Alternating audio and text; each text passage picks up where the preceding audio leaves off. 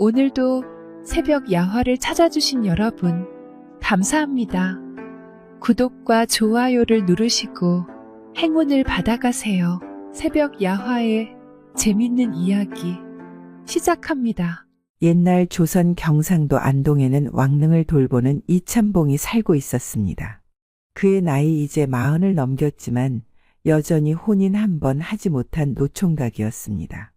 그는 능 주변의 숲과 나무, 무덤의 정결함을 관리하며 나날을 보냈습니다. 이참봉은 성품이 온화하고 일에 충실하여 마을 사람들에게 존경받았으나 가끔씩 능을 홀로 지키며 느끼는 외로움은 그에게 어쩔 수 없는 무게로 다가오곤 했습니다. 능 주변은 계절마다 풍경이 달라졌습니다. 봄이면 벚꽃과 진달래가 흐드러지고 여름이면 짙은 녹음 속에 시원한 바람이 불어왔습니다. 가을이면 감나무와 밤나무가 풍성한 열매를 맺었고 겨울이면 눈 덮인 숲이 그 자체로 장관이었습니다. 그러나 그 아름다운 경치도 이참봉의 쓸쓸한 마음을 채워주지는 못했습니다. 어느 날 이참봉은 평소와 다름없이 왕릉을 돌보다가 능의 성물 곁에 앉아 울고 있는 한 여인을 발견하였습니다. 그녀는 고운 한복을 입고 있었으나 헝클어진 머리와 창백한 얼굴은 그녀의 고단함을 드러내고 있었습니다. 그녀의 울음소리는 맑고도 슬펐습니다. 참봉은 조심스럽게 다가가 물었습니다. 이보시오. 여기는 쉽게 접근할 수 없는 곳이오. 무슨 연유로 이곳에 와 있는 게요? 여인은 놀란 듯 얼굴을 들었으나 눈물로 가득 찬 두 눈은 그를 제대로 보지도 못했습니다. 잠시 후 그녀는 떨리는 목소리로 대답했습니다. 저는 박희빈이라 합니다. 제 아버지가 억울한 누명을 쓰고 관직에서 쫓겨난 뒤로 유배를 가셨습니다. 그 일을 견디지 못한 어머니께서는 병으로 돌아가셨고 저는 여동생과 함께 초라한 집에 남겨졌습니다. 제 마음 둘 곳이 없어 이곳에 와한을 풀고자 하였습니다. 이참봉은 가슴 한쪽이 저릿해졌습니다. 그녀의 이야기는 단순히 동정심을 자극하는 것을 넘어 그에게 책임감을 느끼게 했습니다. 그는 왕릉 주변에서 울고 있는 박희빈을 그냥 둘 수 없다고 판단했습니다. 여기서 울음을 그치고 잠시 나와 이야기를 나누어 보시오. 당신의 사정을 좀 더 듣고 싶소. 희빈은 참봉의 부드러운 목소리에 안정을 찾았는지 고개를 끄덕이며 그의 곁으로 왔습니다. 그녀는 자신의 집안과 처지 그리고 마음속에 맺힌 한을 하나하나 풀어놓았습니다. 이참봉은 그녀의 이야기를 들으며 조심스럽게 물었습니다. 당신과 동생은 지금 어떻게 살아가고 있어? 집안은 초라하게 무너졌고 끼니조차 있기 어려운 형편입니다. 저는 나날이 이곳에 와 눈물로 제 아버지의 억울함을 호소할 뿐 무얼 해야 할지 모르겠습니다. 이참봉은 그녀의 처지가 너무도 딱하여 자신의 창고에서 쌀과 약간의 음식을 내어줄 것을 결심했습니다. 그는 능을 관리하는 일로 약간의 곡식과 물자를 받을 수 있었기에 그것을 희빈과 그녀의 가족에게 나누어 주기로 마음먹었습니다. 희빈아 씨, 내일 다시 이곳으로 나오시오. 내가 당신을 돕겠소. 그녀는 깜짝 놀라 고개를 들어 참봉을 바라보았습니다. 어찌 그러실 수 있습니까? 저는 그저 죄인의 딸일 뿐인데. 당신의 부모님이 어떤 일을 겪었든 내가 본 당신은 그저 슬픔을 안고 살아가는 한 사람일 뿐이요. 마땅히 돕는 것이 내 도리라 생각하오. 희빈은 눈물을 흘리며 고개를 숙였습니다. 이참봉은 그녀를 위로하며 내일 다시 만나기로 약속하고 돌아갔습니다. 다음 날 아침 이참봉은 창고에서 쌀과 몇 가지 반찬거리를 정성껏 준비하였습니다. 그는 어제 희빈의 처지를 생각하며 작은 도움이나마 그녀에게 건네고자 마음먹었습니다. 양반가의 딸로 고생을 겪고 있는 그녀를 돕는 것은 자신이 할 수 있는 최소한의 일이었습니다. 이씨는 준비한 보따리를 들고 왕릉으로 향했습니다. 능 앞에는 어제와 다름없이 희빈이 앉아 있었습니다. 그녀는 무릎을 꿇고 땅을 바라보며 한참을 눈물 흘리고 있었습니다. 이참봉은 그녀를 보며 잠시 한숨을 쉬었습니다. 희빈아 씨, 이렇게 다시 와주시니 고맙소. 그의 목소리에 희빈은 고개를 들었습니다. 그녀는 그가 들고 온 보따리를 보고는 당황한 표정을 지었습니다. 참복나리, 이것은 무엇입니까? 어제 당신의 사정을 듣고 준비한 것이오. 쌀과 몇 가지 음식이니 집으로 가져가 동생들과 나누시오. 어찌 이리 큰 은혜를 베푸십니까? 저는 받을 자격이 없습니다. 희비는 두 손을 휘저으며 거절하려 했습니다. 그러나 이참봉은 단호하게 고개를 저었습니다. 사람이란 서로 도우며 살아야 하는 법이요. 더구나 내가 관리하는 이 능은 나라님을 모시는 곳이니 백성을 보살피는 뜻으로 생각하시면 될 것이오. 그의 진심 어린 말에 희비는 더 이상 거절할 수 없었습니다. 그녀는 눈물을 흘리며 보따리를 받아들었습니다. 참복나리의 은혜, 죽을 때까지 잊지 않겠습니다. 그럴 필요 없어. 내 능 관리 업무를 방해하지 않는다면 그것으로 충분하오. 이 씨는 희빈에게 장난스러운 미소를 지으며 말했습니다.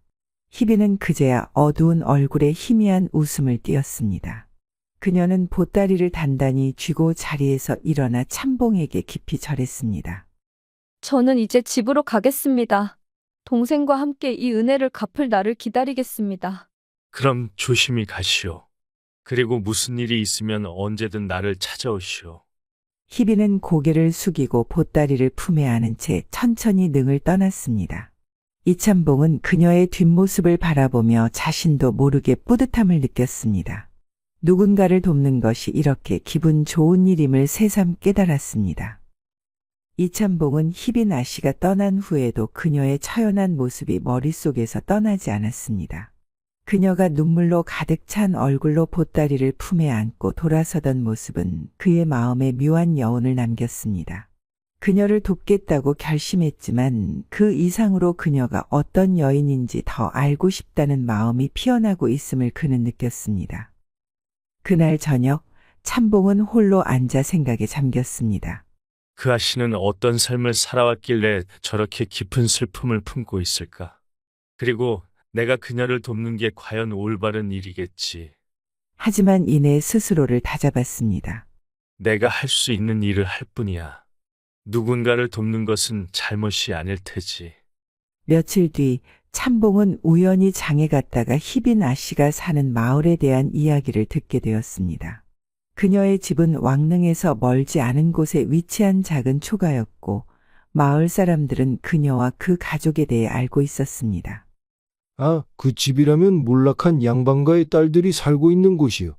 어르신들이 돌아가시고 나니 어린 아씨들이 고생을 하고 있지요. 참봉은 희빈 아씨의 집에 대해 알게 되자 더 이상 망설일 이유가 없다고 생각했습니다. 그는 다시 쌀과 마른 나물 그리고 몇 가지 음식을 준비하여 그녀의 집을 찾아가 보기로 했습니다. 참봉이 그녀의 집을 처음 찾아갔을 때 그곳은 매우 초라한 모습이었습니다. 비좁고 낡은 초가집은 비바람에 금방이라도 무너질 것처럼 보였고 뜰은 잡초로 가득했습니다. 문을 두드리자 희빈 아씨가 문을 열고 그를 맞았습니다. 참복나리, 어찌 여기까지 오셨습니까? 아씨, 마침 근처에 볼 일이 있어 들른 김에 가져온 것이오. 가족들이 함께 나눠 드시지요. 희빈은 그의 손에 들린 보따리를 보고 놀랐습니다. 또 이런 걸 가져오시다니. 참복나리께서 어찌 이리 자애로우십니까? 참봉은 쑥스러운 듯 웃으며 대답했습니다. 그냥 마음이 끌려서요. 이 작은 것으로라도 도움이 된다면 좋겠습니다. 그는 음식을 내어주며 집안을 힐끗 보았습니다. 집안에는 희빈 아씨 외에 또 다른 젊은 여인이 앉아 있었습니다. 그녀는 희빈보다 조금 더 앳되어 보였지만 이목구비가 뚜렷하고 단정한 모습이었습니다. 참봉은 자연스럽게 물었습니다. 아씨, 저 여인은 혹시 동생이신가요? 희빈은 고개를 끄덕이며 대답했습니다. 예, 저 아이는 제 여동생입니다. 이름은 희연이라 하죠. 나이가 20인데 혼기가 다 찼음에도 좋은 인연을 찾지 못하고 있습니다. 참봉은 희연을 유심히 보았습니다. 그녀는 희빈 못지않게 단아하고 아름다운 외모를 가지고 있었으며 행동 하나하나가 점잖고 품이 있었습니다. 참봉은 속으로 감탄하며 생각했습니다. 두 사람 모두 어쩌면 이리도 곱고 단정한 모습일까. 이런 집안이 몰락하다니 정말 안타까운 일이군. 이참봉은 이후에도 몇 번 더 희빈 아씨의 집을 찾아갔습니다. 그는 갈 때마다 쌀이나 음식을 챙겨갔고 희빈 아씨와 이야기를 나누며 그녀의 동생 희연과 점차 친밀해졌습니다. 동생인 희연은 조용하지만 상냥한 성격으로 참봉에게 차를 내어주며 예의를 다했습니다. 이 씨가 집을 자주 드나들자 마을 사람들 사이에서는 희빈 아씨의 가족에 대한 이야기가 퍼지기 시작했습니다. 참봉 나리가 자주 저 집에 드나든다더군. 아니, 그 참봉 나리가 아직 혼자라는데 혹시 그 집안의 아씨와 혼례를 생각하는 건 아닐까? 사람들은 웃으며 소문은 빠르게 퍼졌습니다. 이참봉은 그 소문을 듣고 얼굴이 붉어졌지만 그의 마음은 이미 어느 정도 희빈 아씨를 여인으로 품고 있음을 부정할 수 없었습니다. 그는 그녀를 만날 때마다 조금씩 더 깊은 관심과 애정을 느끼고 있었습니다. 어느 날 이참봉은 희빈 아씨와 나란히 앉아 차를 마시며 대화를 나누었습니다. 아씨, 이제는 제법 안정을 찾으신 것 같아 보입니다. 제가 드리는 것들이 부족하겠지만 그래도 도움이 되길 바랍니다. 희빈은 고개를 숙이며 대답했습니다. 참봉 나리의 은혜로 저와 동생이 숨통을 틔울 수 있었습니다. 저희가 어떤 방식으로든 이 은혜를 갚을 날이 오길 바랍니다. 이 씨는 잠시 망설이다가 물었습니다. 아씨, 만약 제가 더 돕고자 한다면 그것이 과한 일이 될까요? 희빈은 놀란 듯 그를 바라보았습니다. 그러나 그의 진지한 표정을 보며 그녀도 천천히 고개를 끄덕였습니다. 나리께서 저희를 위해 해주시는 일은 과분하지만 그 마음만으로도 저희는 감사할 따름입니다. 그녀의 말에 이참봉은 더욱 확고한 마음을 가지게 되었습니다. 그는 자신이 그녀의 가족을 돕는 것뿐 아니라 그녀와의 인연을 깊게 이어가고 싶다고 결심했습니다. 얼마 후 이참봉이 왕릉 주변을 순찰하던 중 사또가 그를 불렀습니다. 사또의 표정은 단단히 굳어 있었고 그 목소리에는 화가 섞여 있었습니다. 참봉, 내가 들으니 왕릉에서 울고 있던 여인에게 쌀과 음식을 건넸다지. 어찌 그런 일을 하였는가? 이참봉은 고개를 숙이며 차분히 대답했습니다. 예, 사또. 그 여인이 몰락한 양반가의 아씨로 가족과 함께 힘겹게 살아가는 처지라 감히 작은 도움을 드렸습니다. 왕릉은 나라의 상징이자 법이 서린 곳이네. 그런데 감히 그곳에서 울며 소란을 피우는 자를 벌하지 않고 돕다니 이것이 그대가 맡은 직책에 맞는 행동이란 말인가? 사또의 목소리는 점점 높아졌고 주변에 있던 관리들도 눈치를 보며 숨을 죽였습니다. 이참봉은 잠시 생각에 잠기더니 진지한 목소리로 답했습니다. 사또, 저는 그녀가 단순히 감정에 휩싸여 울음을 터뜨린 것이 아니라 억울한 사연을 품고 그곳을 찾았음을 알았습니다. 그녀를 벌하기보다는 돕는 것이 더 큰 문제를 막을 수 있다고 판단했습니다.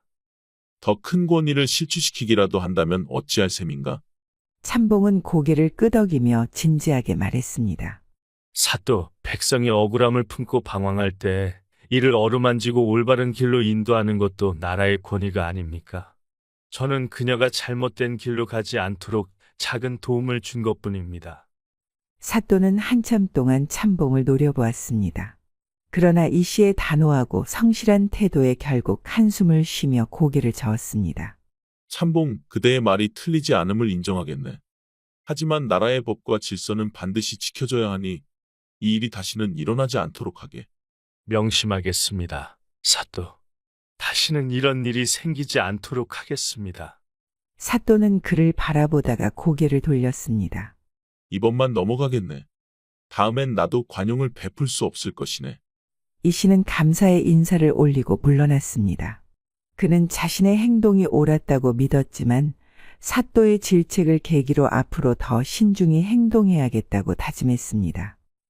며칠 뒤 희빈아 씨가 감나무 열매를 줍다 다른 참봉에게 발각되는 사건이 발생했습니다.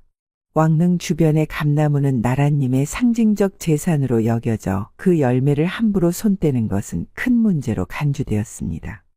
여기서 뭐 하는 게냐? 능 근처에 나무에 손을 대다니 그게 무슨 짓인지 알고 있는 것이냐? 희빈은 놀라 얼굴이 하얗게 질렸습니다. 그녀는 손에 들고 있던 감을 떨어뜨리며 얼어붙은 듯 말을 잇지 못했습니다. 참봉은 그녀를 끌고 박사또 앞으로 갔고 사건의 전말을 보고했습니다. 사또, 이 여인이 왕릉의 감나무에서 열매를 주워가려 했습니다. 박사또는 얼굴을 붉히며 크게 화를 냈습니다. 또다시 이런 일이 벌어지다니. 내가 그 참봉에게 경고하지 않았는가? 어찌 이런 일을 또 벌이느냐?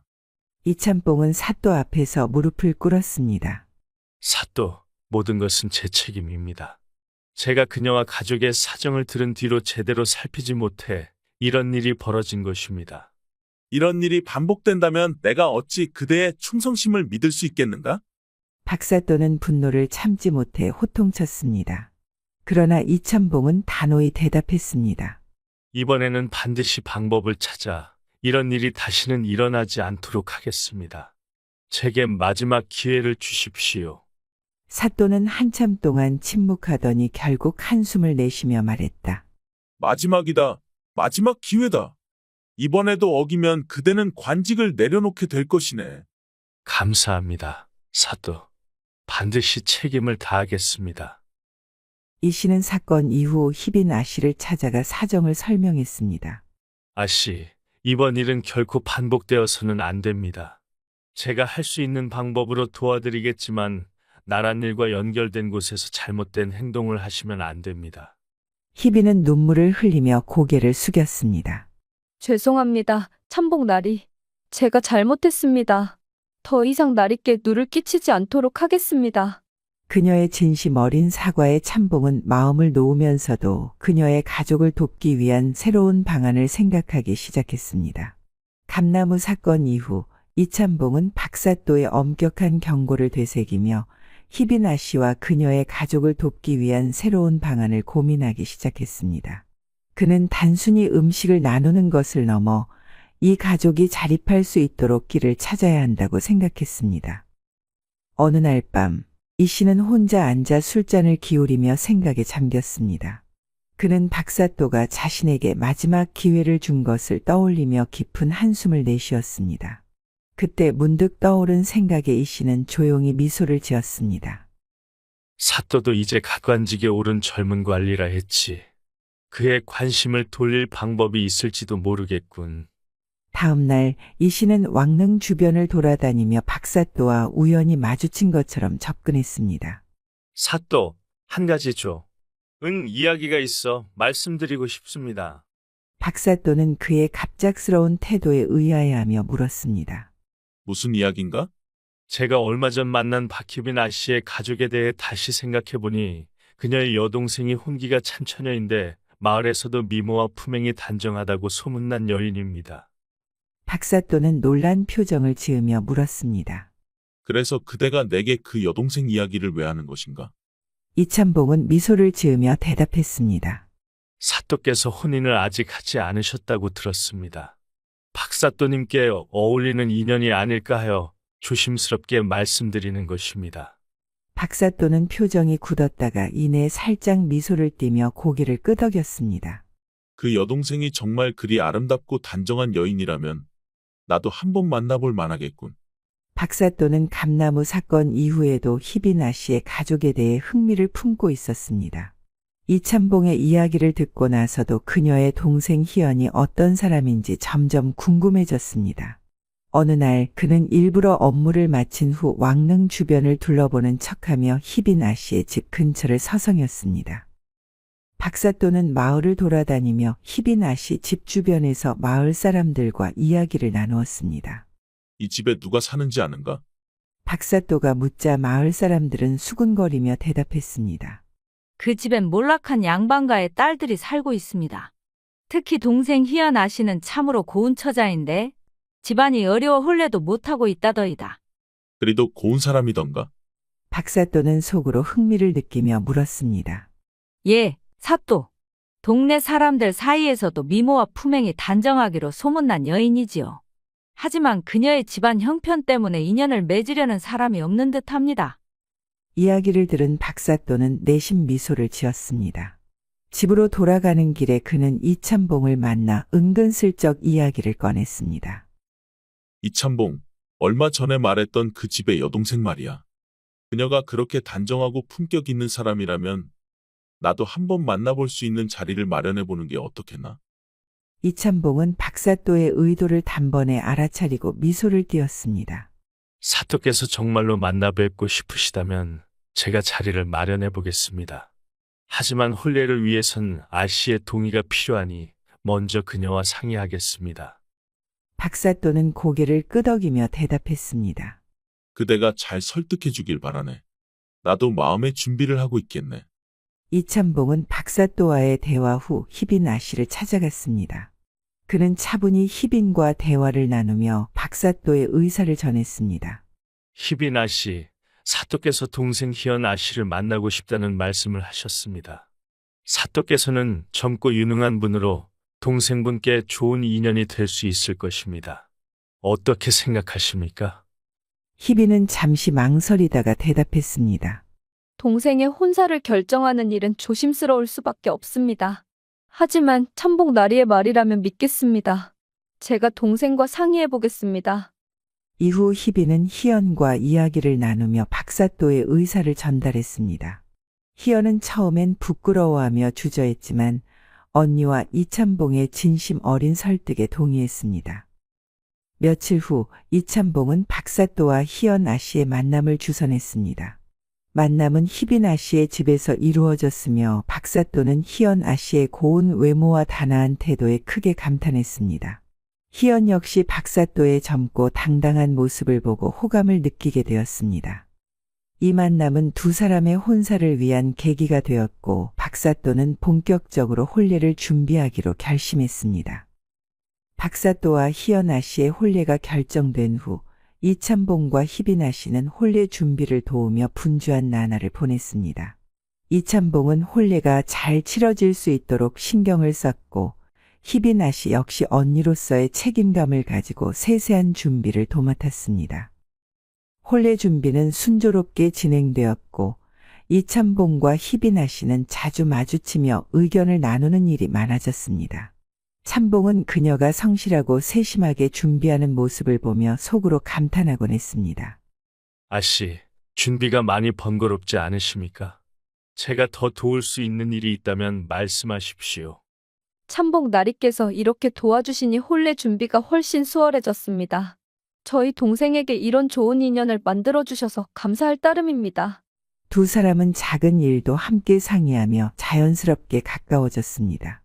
이참봉은 희빈 아씨의 고운 마음씨와 다정한 성품에 점점 더 마음이 끌렸고 희빈 아씨 역시 참봉의 배려와 따뜻함에 마음이 열리기 시작했습니다. 드디어 혼례 당일 박사또와 희연의 결혼식이 성대히 열렸습니다.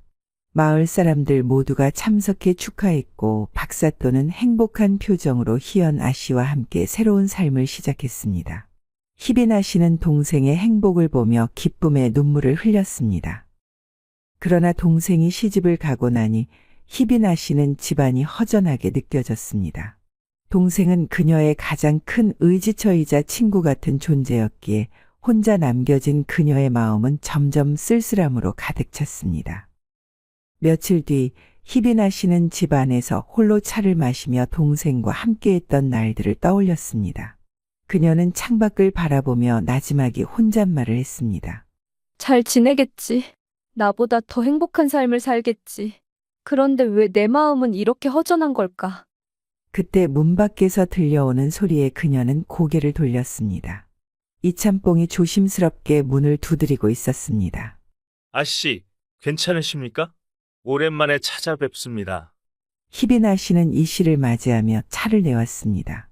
두 사람은 차분히 앉아 대화를 나누었습니다. 그녀는 동생이 시집간 후 느낀 외로움과 슬픔을 참봉에게 털어놓았습니다. 나리, 제 동생이 잘된 것은 기쁘지만 이상하게도 마음 한구석이 허전합니다.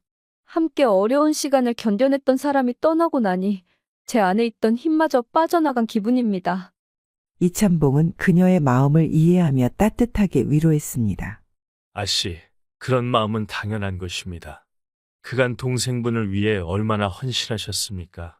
그러나 아씨도 이제는 자신의 행복을 생각하셔야 할 때가 아닐까요?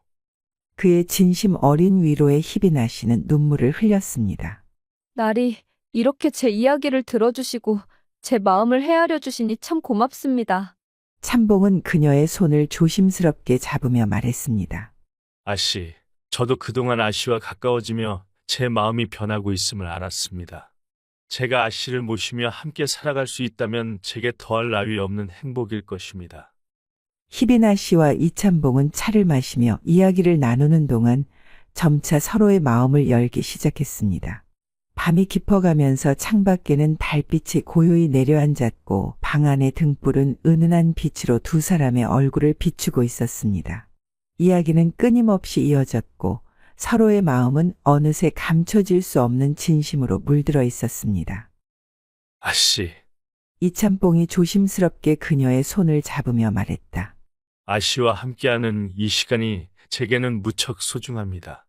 나는 이제 더 이상 당신의 곁을 떠나고 싶지 않습니다. 희빈은 그의 진심 어린 말에 가슴이 두근거렸습니다. 그동안 그녀가 쌓아왔던 외로움과 슬픔이 그의 따뜻한 손길에 사르르 녹아내리는 것만 같았습니다. 그녀는 떨리는 목소리로 대답했습니다. 나리께서 제 마음을 이렇게 헤아려 주시는 것만으로도 저는 이미 너무나 감사하고 행복합니다. 저도 나리와 함께하고 싶습니다. 그 말이 끝나자마자 두 사람 사이의 긴장이 부드럽게 풀렸습니다. 참봉은 그녀의 손을 조심스레 어루만지며 한 걸음 다가섰습니다. 희빈은 눈을 감고 그의 손길을 느끼며 그동안 억눌러왔던 감정을 서서히 풀어내기 시작했습니다. 창문 틈으로 새어들어온 달빛은 방 안에 희미한 빛과 그림자를 만들어냈습니다. 참봉은 천천히 그녀의 눈을 바라보며 말했다. 아씨, 그대의 슬픔을 내게 맡기시오. 앞으로는 내가 그대의 웃음을 책임지겠습니다. 희빈은 그의 말을 듣고 살짝 눈물이 맺힌 눈으로 고개를 끄덕였습니다. 저도 나리의 곁에서 평생을 함께하고 싶습니다. 제가 가진 것은 부족하지만 나리께 제 마음만은 온전히 드릴 수 있습니다. 그들은 서로의 마음을 확인하며 다가섰습니다. 참봉은 떨리는 손으로 그녀의 얼굴을 어루만지며 고요히 입을 맞추었습니다. 그녀는 처음에는 놀라 떨었지만 이내 그의 진심을 느끼고 그에게 몸을 맡겼습니다. 그날 밤 두 사람은 서로를 있는 그대로 받아들이며 깊은 사랑을 나누었습니다. 참봉은 그녀의 손을 잡고 조심스럽게 다가서며 말했다. 아씨, 그대의 모든 것을 존중하며 내가 할 수 있는 모든 사랑을 드리겠습니다. 그녀는 고개를 끄덕이며 그에게 말했다. 나리, 제 마음도 같사옵니다. 오늘 밤 이 순간만은 우리 둘만의 시간이기를 바랍니다. 참봉은 그녀를 천천히 품에 안았습니다. 두 사람은 서로의 온기를 느끼며 긴 세월 동안 쌓였던 외로움과 그리움을 하나하나 녹여갔습니다. 희빈은 그의 손길에 자신도 모르게 미소를 지으며 마치 오랜 기다림 끝에 안식처를 찾은 듯한 안정감을 느꼈습니다. 나리, 그녀가 조용히 속삭였습니다. 저는 지금이 마치 꿈만 같습니다. 제게 이런 행복이 찾아올 줄 몰랐습니다. 참봉은 그녀의 이마에 입을 맞추며 부드럽게 대답했습니다. 아씨, 이 순간이 우리의 시작일 뿐입니다. 앞으로는 매일 밤, 매일 아침이 이렇게 행복할 것입니다. 그들은 서로의 마음과 몸을 온전히 나누며 더 이상 외로움이 아닌 사랑으로 가득 찬 밤을 보냈습니다.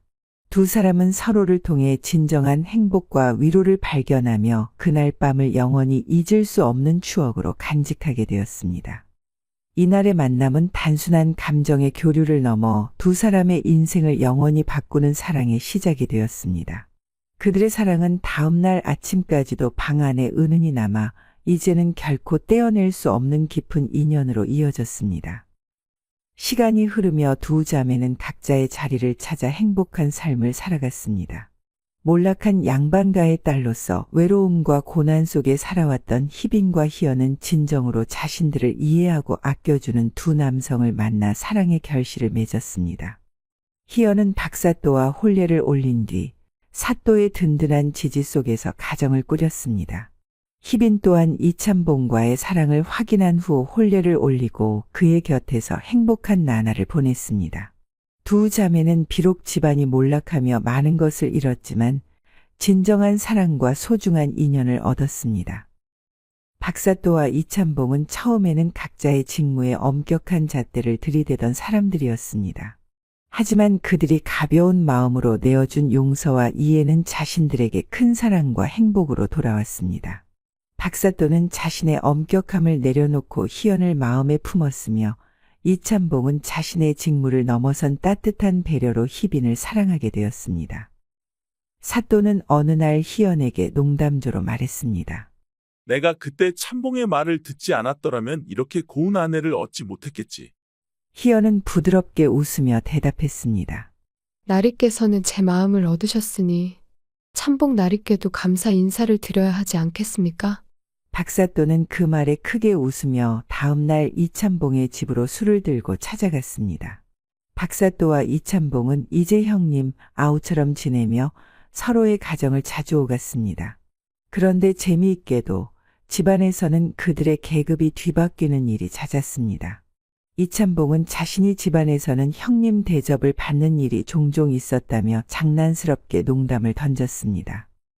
사또, 나란일에서는 사또가 위지만 이 집에서는 내가 형님입니다. 재수 씨가 내게 가르치기를 나를 잘 모시라고 하더군. 박사또는 웃음을 터뜨리며 대꾸했습니다. 참봉날이 나란 일이야 내가 위일지 몰라도 내 아내께서는 늘 참봉되게 하는 말에 따르더군. 결국 형님 대접을 받는 건 그쪽인가? 이 둘의 티격태격은 마을 사람들에게도 소문이 났고 마을에서는 두 사람의 관계를 두고 형님 사또와 아우 참봉이라며 웃음거리로 삼았습니다.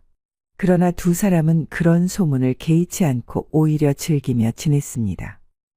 두 자매는 서로를 위해 희생하며 어려운 시기를 견뎌낸 끝에 각자의 사랑을 찾았습니다. 그리고 두 남성은 작은 용서와 배려로 인해 진정한 사랑을 얻고 행복한 가정을 이루게 되었습니다. 이 이야기는 우리에게 용서와 이해가 얼마나 큰 사랑으로 돌아올 수 있는지를 일깨워줍니다.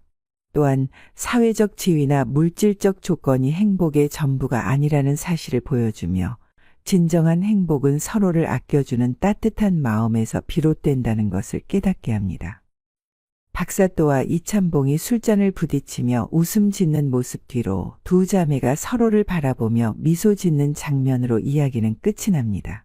고난과 슬픔을 뒤로하고 그들 모두는 사랑과 웃음이 가득한 삶을 이어갔습니다. 그리고 마을 사람들은 여전히 이렇게 말하곤 했습니다. 사돈의 집이건 참봉네 집이건 결국 그 집안의 가장 높은 사람은 아내들이더군. 그 말에 두 남성은 어깨를 들썩이며 웃음으로 응답했습니다. 즐거우셨다면 구독과 좋아요, 댓글 부탁드립니다. 다른 재밌는 이야기로 다시 돌아오겠습니다. 새벽 야화였습니다.